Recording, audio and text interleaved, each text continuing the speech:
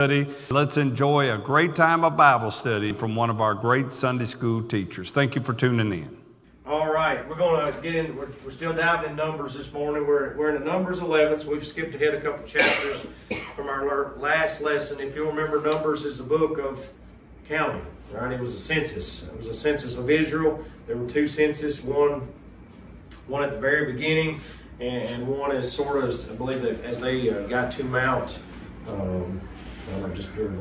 Sinai. Thank you, Mount Sinai.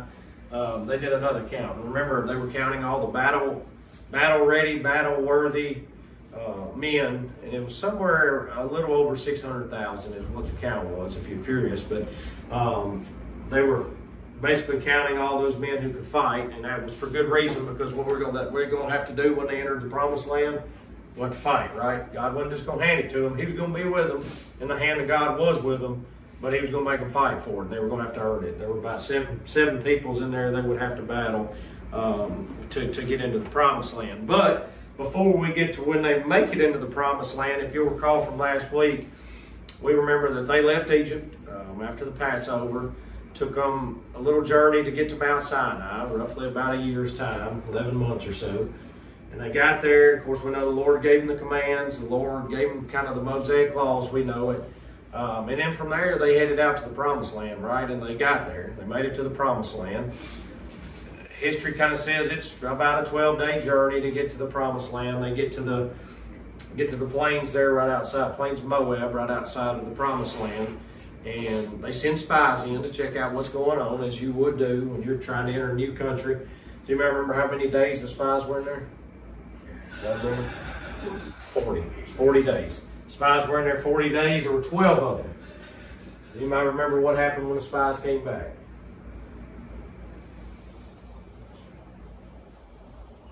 Did they have a majority? No. They didn't have a majority, right? Joshua and Caleb come back and said, look, it looks pretty ugly, but we got the Lord on our side. Let's do it. Let's go for it. The other 10 said, no way. We'll just be demolished. We won't even be on people. We won't exist anymore. As you might imagine, this made the Lord pretty mad. So what did he do? He said, you know what? You're not going into the Promised Land. You're going to wander around for every day that the spies were in the land. That's how many years you're going to wander. We know that was how many? 40, right? They were in there 40 days, so they wandered for 40. What happened to those other 10 spies? Anybody remember? They got it. They got played and they died. Joshua and Caleb were the only to live. And as we know, as you study your Bible, Joshua and Caleb played a pretty big role in going into the Promised Land. So they were rewarded for their faithfulness. So that's kind of the point we get to. So what should have been about a 12-day journey and fighting, they should have entered the Promised Land, but they did not. So they wandered for 40 years, and that's where we find ourselves today in Numbers 11, chapter 4 through 17. This whole passage can kind of be summed up in one statement: God provides and the people complain.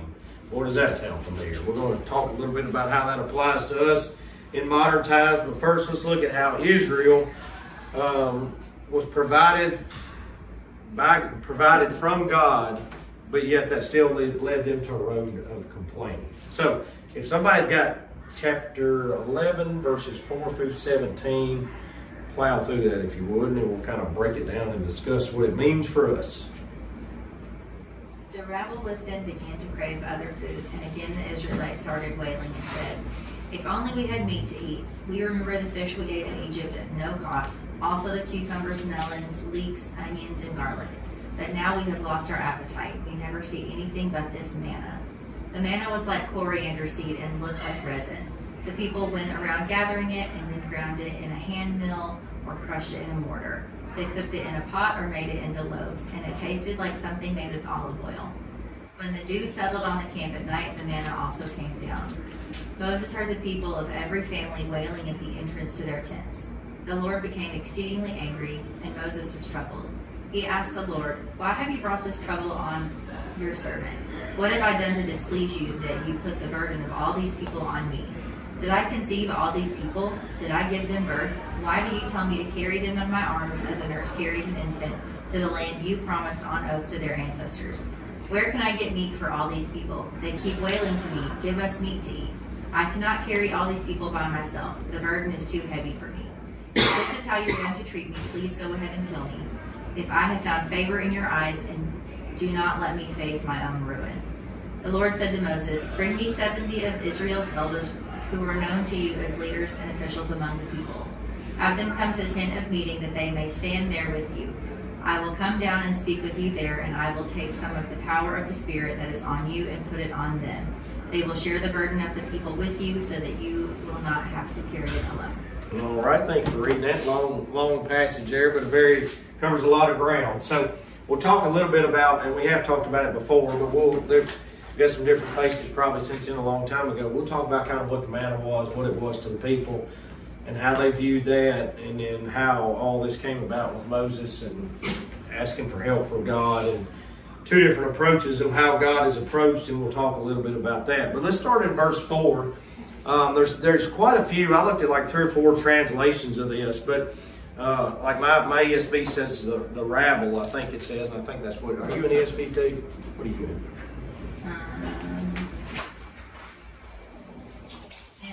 NIV. Okay, so it's pretty similar to the ESV. Our CSB, which is what this book is, it has it as the riffraff, and I kind of like that. I like the translation riffraff. So it says the riffraff among them had a strong craving for other food. The Israelites wept again and said, "Who will feed us meat?"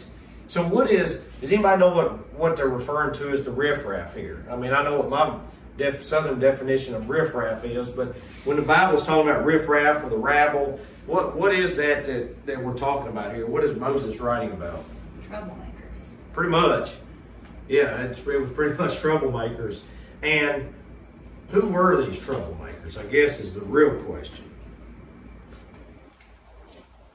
There's some, like the King James and some of the older versions also calls them the mixed multitude. So that kind of helps a little bit define who these people might be. Does that gives you a hint of who they might be? We'll go to Exodus 12:38. Exodus 12:38 says this: that a mixed multitude went out of Egypt in flocks and herds, a great deal of livestock. What this verse translation means is actually not everyone that went out of Egypt was an Israelite. There were other peoples. There were a mixed multitude that went with them. They came out of Egypt with Moses, and they were not technically ethnically Israelite. There were many Egyptians that were non-Israelites. They came with him because they may have also been slaves in Egypt, and perhaps because God had showed so much power over the Egyptian gods that these people were like, I don't know, but what he's doing and what he's doing is two different things, so I'm going with this people, because everything I've just seen in these 10 plagues and the Passover and all the signs that I've seen, he looks like a real God, and these guys don't look like it. So there's a good chance they were just following what they saw because of what God had performed. The statement also shows that they could have been slaves, but they also might have been some people with wealth too, because it says they had great flocks and herds and very much cattle that went with them. So there's a good chance that there could have been some additional slaves, but there was also probably some people with some decent wealth, again, that saw the power of God and went with them to accompany them. We're not exactly sure the connection these outsiders have, but we do know they left Egypt and came along with the Israelites. And then it goes on to say in verse 5, we remember the free fish we ate in Egypt, along with the cucumbers, melon, leeks, onions, and garlics. What we do know about the riffraff, based on their actions, they were not part of the divine movement, right? They were not following God to follow God. They were just following the movement, but they weren't part of really what God had planned for Israel. And we see this because all of a sudden they're lusting for what they had in Egypt, right? Because they're calling out and like, man, you remember all that food, the fish that came out of the Nile, and the cucumbers and the melons and the leeks and the onions and the garlic. And this is historically right because Egypt was a very extremely fertile land. So there was a lot that came out of Egypt. So what we know about the riffraff, what were they doing to the people of Israel? By talking and spreading these kind of words, what were they doing to the people of Israel? Kind of riling them up. Yeah. Stir them. Stir the pot, make them discontented, right? They're like, guys, I know y'all are following this God guy, but you remember how good them watermelons were? Like, it's almost watermelon season in Egypt, and here we are eating the same thing over and over and over. I mean, they're planting them seeds of discontent among the Israelites. And it's putting in their mind, recalling the days of their time in Egypt. But the funny thing about memory is what? It can be real selective, right? They were recalling all these beautiful, wonderful things that were in Egypt. What were they leaving out? They were slaves, right? They were making bricks all day. They were building pyramids. Whatever they were doing, they were not free people. They were not in control of their own destiny. But for whatever reason, their bellies got them forgetting all that, right? It's the things that the memory wants to be selective about. And that's what they were, being very selective. Because, again, the further time goes, the easier it is for the memory to be like, oh, it's not that bad. It wasn't that bad. Much like I hope the memory of that game was yesterday for me as I go further. It'll get less and less bad. But anyways, it's easier for you. But we're not talking about that long, right? We're talking about less than a year. And they're already grumbling about what's going on. Or even a little over a year. So it's not like it's ancient history. It's pretty recent history. But I think this is the people of Israel's biggest mistake here. It leads into more of their grumbling and their pain in the 40 years of wandering, because what all of a sudden are they doing? They're looking back, right? What should they have been doing? Looking ahead, and what God's told them. It's not like it's a big mystery. He promised it since Abraham. He said, I'm going to give you this land of milk and honey. It's yours. You just got to go claim it. That should have been all they needed, right? I don't even necessarily think they needed to send in the spies. I mean, if you want to do that for military strategy, fine. And God obviously didn't have a problem with that piece of it. He had a problem with the information that came back from that. But the fact is, and that's the part that's so frustrating with not only reading the history of it, but let's be honest, we're guilty of it too. What had God done what had this generation seen that God had done up to this point? They were enslaved for 400 plus years. How did he get them out? Did he just go and flip the door open and let them walk out? No, there was a whole 10 plagues of things that happened, and the Egyptians were just crushed by God. That still wasn't enough for them to believe that, and they didn't even have to fire a shot, right? They didn't have to do anything to free themselves other than walk out and rely on God. So, that without having to do any of that, should they had enough faith when you look back at it, you're just like, golly, what are y'all doing? Should have enough faith to say, if God was going to give you this land, you go in there with a stick and you're going to win because God's on your side. But they didn't have that much faith, so they wandered for 40 years. Now, it's easy to read this and read the history of it and go, man, why just couldn't you guys be faithful enough? But I think if we're being honest and think about our lives right now, we'll probably say the same things about ourselves, right? I mean, obviously, we're not having to kill giants and, clear the land of Canaan, but still, God is blessing us a lot of parts in our life, and we still struggle and have faith with understanding His plan and what God has laid out for us, because we forget our history, right? We forget about things that God's blessed us with, where He's put us in our life, the things He's given us, the abilities He's given us, the free country that we live in, that we can worship Him. So we forget about those things, and it's like, if somebody wrote a story about our life, it'd probably be easy for somebody to look back and be like, man, you just didn't have a whole lot of faith. This time things got a little rough and you just lost your faith. And, 2 years ago, God had blessed you and give you a new job and you were able to buy a nice house. You didn't remember that? God was good to you. What was your problem? But we're no different than the Israelites, really. Theirs is just recorded and ours isn't. So, but anyways, moving on to verse 6. But now our appetite is gone. There's nothing to look at but this dadgum manna. There's nothing it's awesome. Okay, it rains it every morning, but then I gotta get up and it just make it out. It still tastes like bread. I don't know, it's just not enough. Honestly, the bread was a miracle in itself. Because their whole body of nutrition was being sustained on that. So God was giving, it was a given thing, but it's still miraculous that they could survive on bread alone. There's a lot of theology based around the fact that probably the miracle in the bread also was that it could taste like different things to different people. It probably didn't taste just like bread. And it even mentions here in different verses where the manna tasted like it was made with a sweet oil, and it was definitely a miraculous thing. The way it tasted, the way they made it, the way the way they collected it, all that was a miracle. But the people just couldn't get past the fact of, I'm just tired of eating bread. I'm tired of eating bread.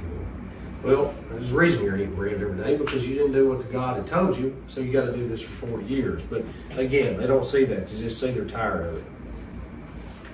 But what was and listen, let's put ourselves in that shoes. We'd probably be tired of it too, right? I mean, let's say if you start eating eat a peanut butter and jelly sandwich for 40 years, you think you'd be pretty sick of that?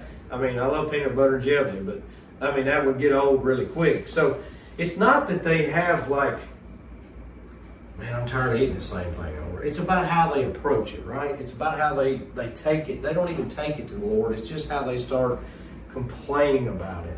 There are at least 3 distinct times when Israel complained about God's provisions of food. In Exodus 16, Numbers 11, as we're reading here, and Numbers 21. In Exodus, they complained about the lack of food. So God provided them manna. That's when they were complaining they were starving, so He gives them manna.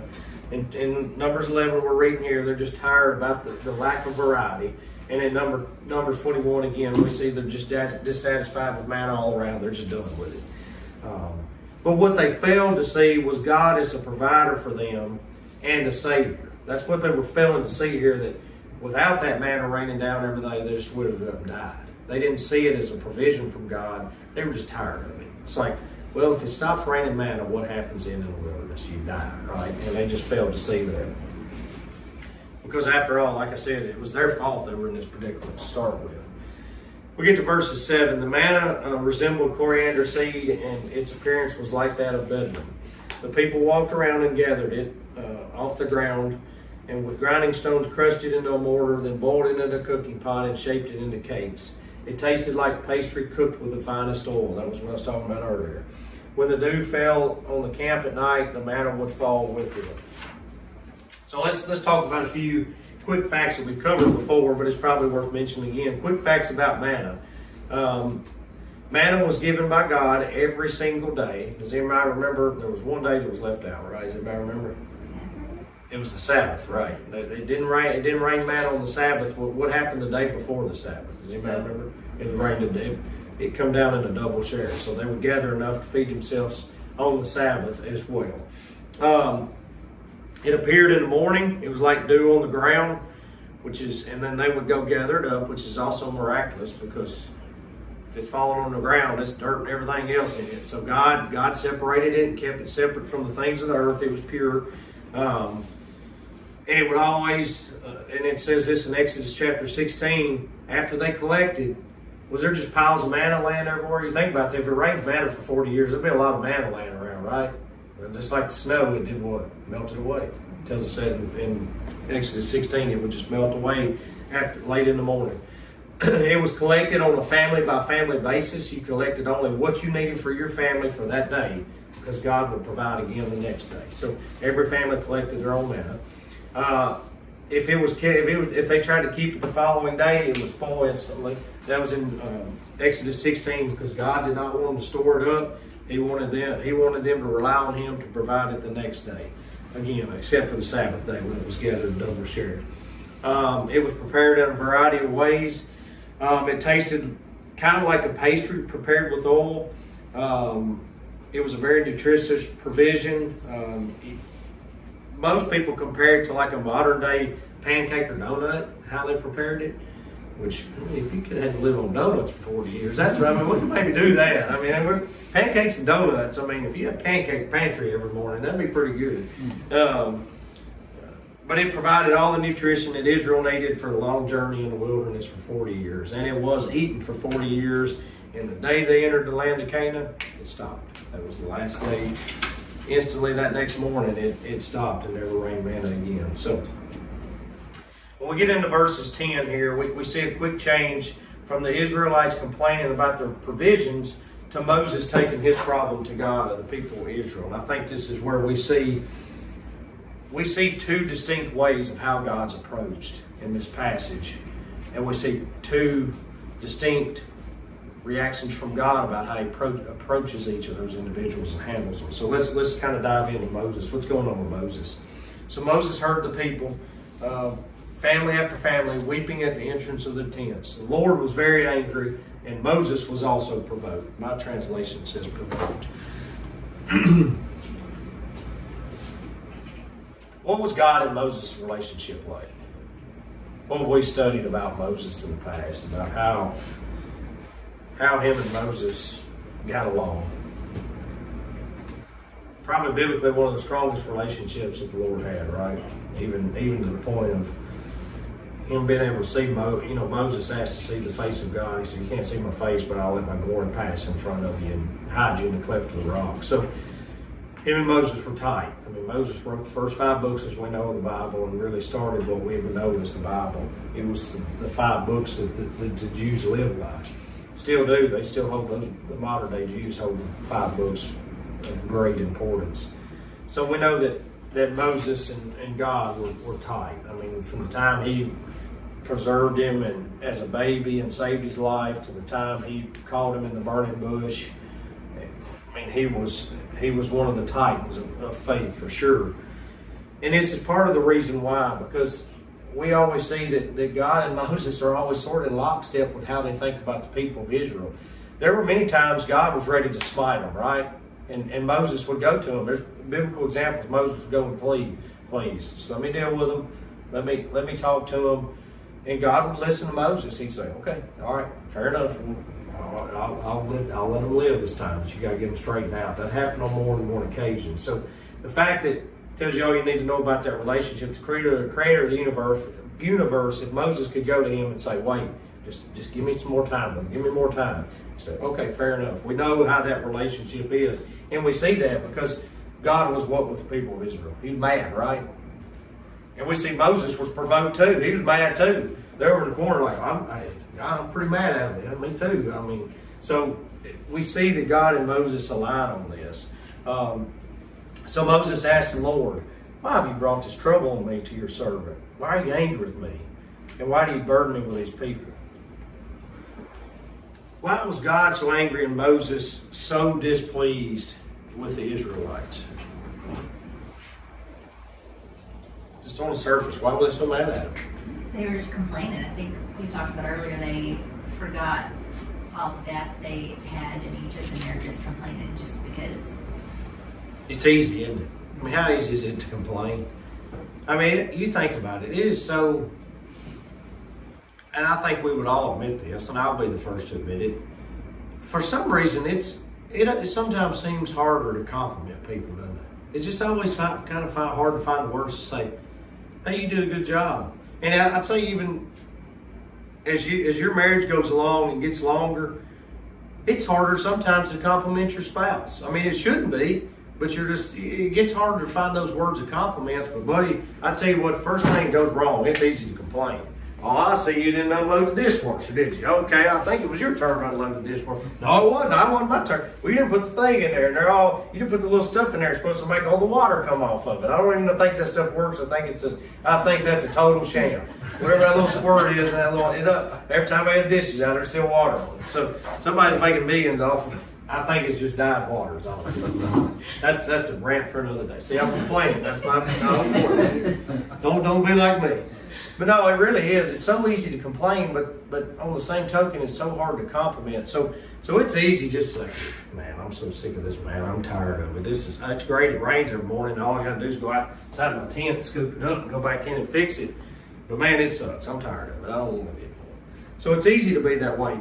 Verses 1 through 3, which we didn't cover in this, but I'll read here. "And the people complained in hearing of the Lord about their misfortunes. And when the Lord heard it, his anger was kindled.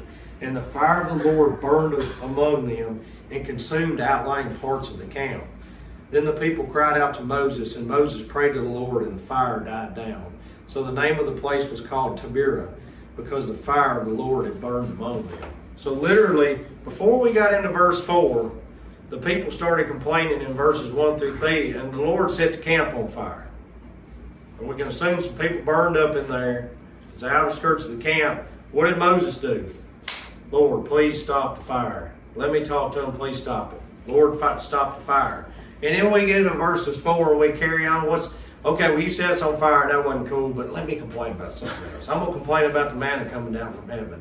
And so that's how Moses was so mad. He's like, literally 15 minutes ago, I don't know if it's 15 minutes, probably a little time passed, but literally 15 minutes ago, the Lord set everything on fire. I prayed to him to stop it. He stopped it. And then y'all start complaining about the food. So Moses was mad. That's why Moses was so mad, and God was obviously angry with him, because like literally I had set you on fire a few minutes ago, and now you're complaining about the bread. So you can see why they're both provoked in this situation. In verse 12 said, did I conceive all these people? Did I give birth to them? So you should tell me, carry them at your breast as a nursing mother carries a baby to the land that you swore to their ancestors. So Moses is basically, he's also complaining to God of like, these aren't my children. I mean, I'm tired of them. I'm sick of them. There's 600,000 men, so we could assume it's probably over 1 million people at this point. There's 600,000 fighting men. We're not counting women and children. So it's a big nation at this point. He's tired of them. He's literally doing it by himself. He's sick and tired of them. God, I've had enough. I can't carry this burden anymore. So was Moses justified, do you think, in his complaint to God? Were the Israelites justified? I don't think so. Not for what they were being provided, but was Moses justified in his complaint? I think so. I think 100%. I mean, the man had interceded so many times, and if it wasn't through the hand of Moses, they wouldn't have escaped Egypt. If it wasn't for his relationship with God, they wouldn't have parted the Red Sea. Because who parted the Red Sea? It was really Moses. God, it was the power of God. But it was Moses that parted the Red Sea. When you think about that, the hand of God worked through Moses, but Moses did it. He went down there and jammed the stick into the ground and parted the sea. So in a sense, did God do it? Yes. But God could have just parted it, right? He could, when they walked up to it, it could have just been flopped open and they just kept walking through it. But that's not how God chose to do it. He chose to use a vessel to do it. So Moses parted the Red Sea. Now, again, he had to have the power of God, but it was Moses who did it. So that's what I'm saying. He's justified because he's carried his people so far and carried them so hard, and he just can't get them over the hump, and they're discontent. And really, they're acting like children. They're acting like brats, right? It's 1 million brats he's got out there that he's dealing with. Verse 13 says, where can I get meat to all these people? For they are weeping to me, give us meat to eat. I can't carry all these people by myself. Why? They are just too much for me. So, what do we see the difference in? We've got two sets of complaints here. We've got the people of Israel, and we've got Moses' complaint. But what's the difference in how they go about it? Moses goes to the Lord and complains to the Lord and says, I can't do this. That's exactly right. He takes his problems to the Lord. People of Israel are just out there weeping and crying and moaning and complaining to anybody that will listen. They're complaining to Moses. But God goes straight to the source and says, I can't do this. I cannot physically and mentally carry these people anymore. And he pours out his heart to God, right? He just tells him, talks to him like a friend. I can't do it. I can't do it anymore. I'm done. I'm exhausted. Verse 15 says, if you are going to treat me like this, please kill me right now. If I have found favor with you, and don't let me see my misery anymore. So Moses is basically begging God to kill him. He's just finish me off right here, dude. I've had enough. And he's so over the people. Could you imagine being so over the people you're around? He's like, look, I got one option. You're going to have to smite me. You're going to have to kill me. I mean, I can't get far enough away from them. Just finish me off. Do me a favor. Do me a favor. I mean, I've seen what you can do. Maybe don't burn me up. That seems like that's something. Let's do the lightning bolts. That seems like that'd be pretty quick, right? So, finish me off that way. But the great thing is God doesn't go that route, right? We see what God does. God hears him, and then he takes action. Because Moses is A, justified, but B, is 100% sincere. I mean, let's think about it this way. We know the story of Moses and the things he had to do, the times he had to intercede. What happened? Let's go back to Mount Sinai, the biggest time in history when God delivers the 10 Commandments. Not only people of Israel, but us too, because that's something that carried over and very much we live by today is the 10 Commandments. Does anybody remember what happened the first time Moses came down with it? What were the people doing? Anybody remember? The building a statue? Yeah, they were building a golden calf because they're like, well, he's gone. He's up in that cloud. We got to have something to worship. So they build a golden statue, right? Moses comes down, sees it, flips out, right?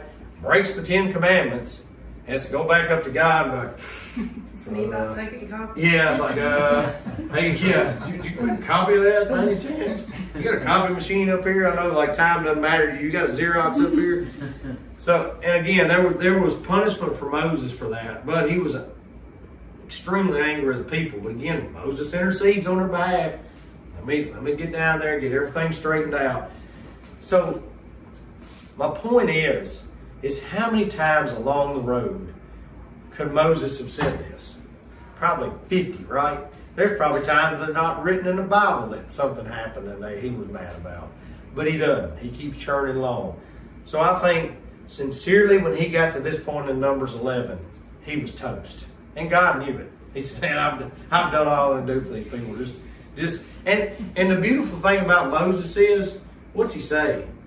What's he ask for? Just kill me.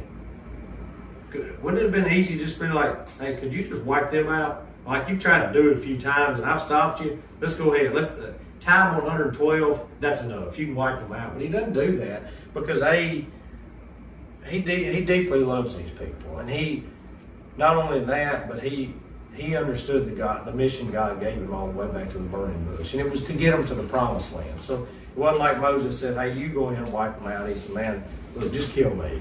Just get them on the way, and somebody will get them there." So we see the love of Moses and understanding for the people of Israel by asking, "Hey, just wipe me out. Don't wipe them out."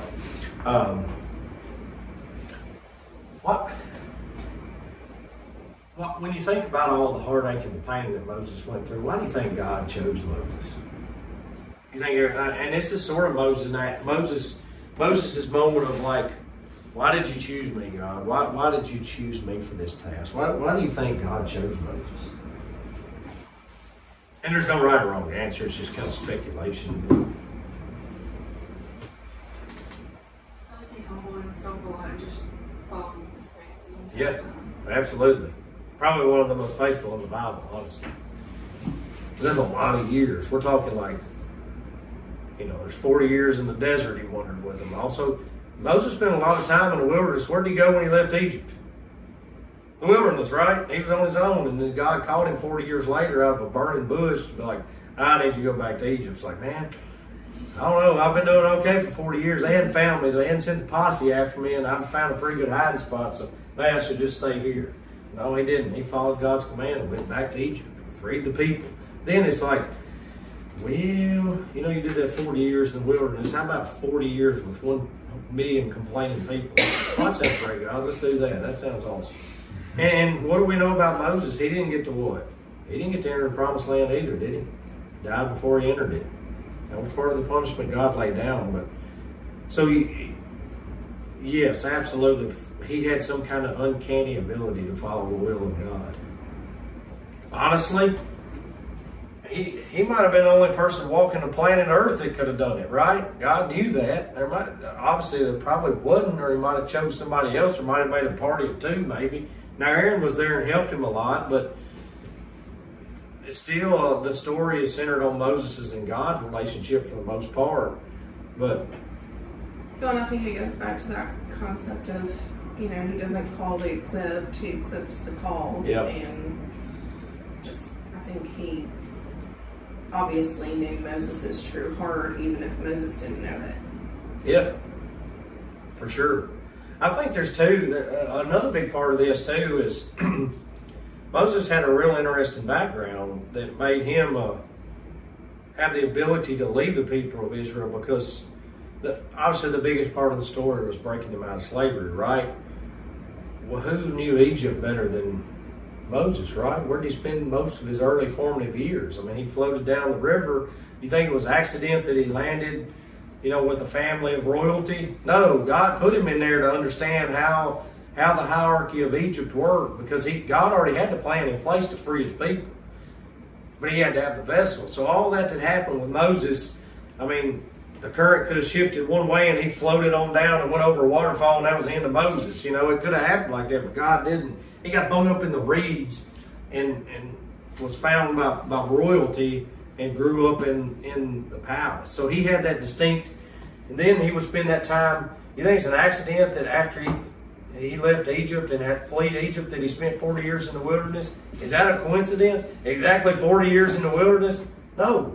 So Moses already had a knack for understanding how to survive in harsher, rougher conditions. So that again would lead into him being able to lead the people in the wilderness. It's kind of like, God's hand was with him, but he put somebody in charge that understood all these different things that they were going to have to face, and the provisions and all the things they would have to face. And when it come time for the people to enter the land of Israel, the task was handed down to Joshua, right? And he was ended up being a great leader and a great military strategic leader. So God had this plan for the people all along, but a big part of that was Moses being able to navigate, not only getting them out of Egypt, but getting them through the wilderness and doing all these things and saving them from God a couple times from smiting them. So Moses was just the right person for the job at the right time.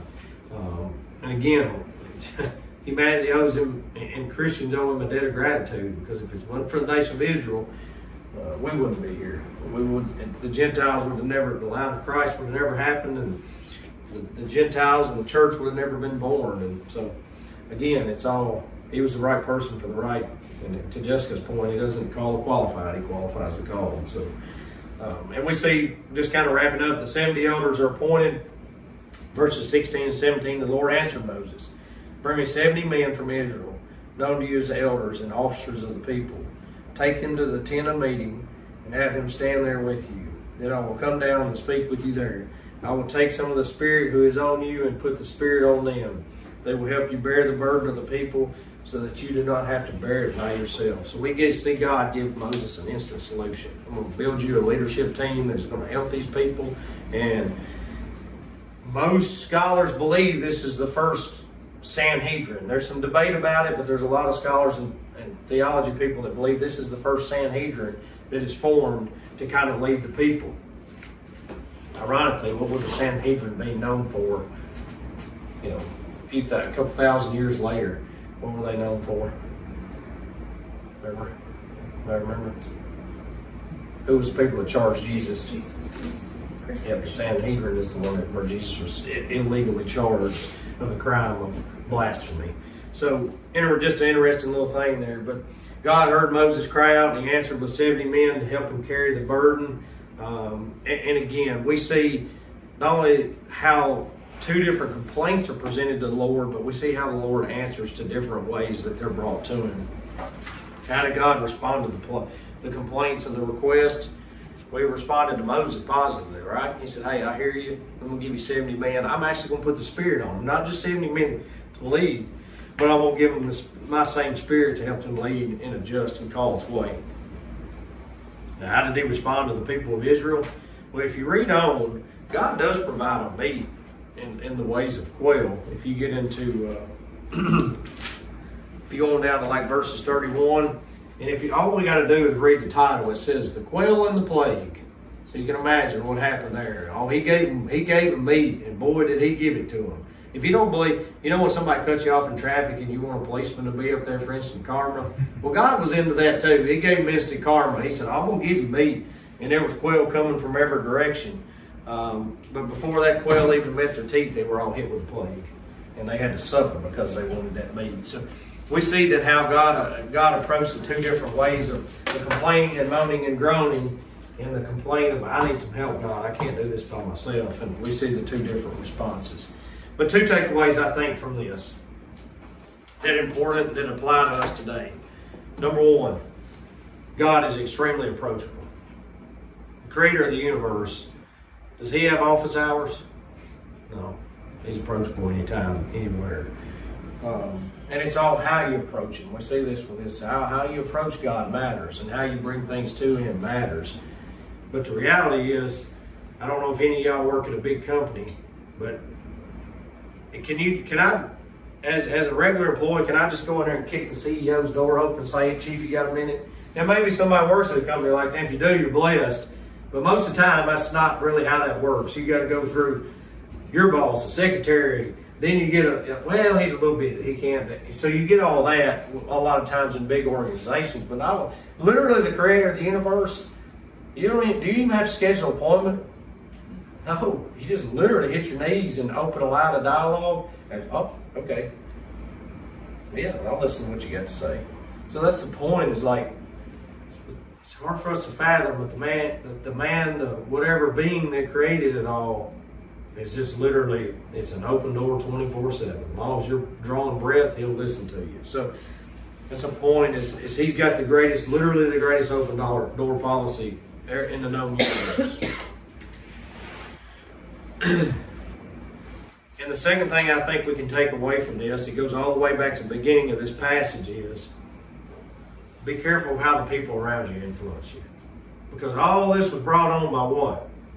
The riffraff, right? It was brought on by other people. They were doing okay, but then this seeds got planted. And man, this man is he grows watermelons and melons and bananas and the leeks and onions. Which I don't know why anybody liked leeks, but that's another story. Maybe they did.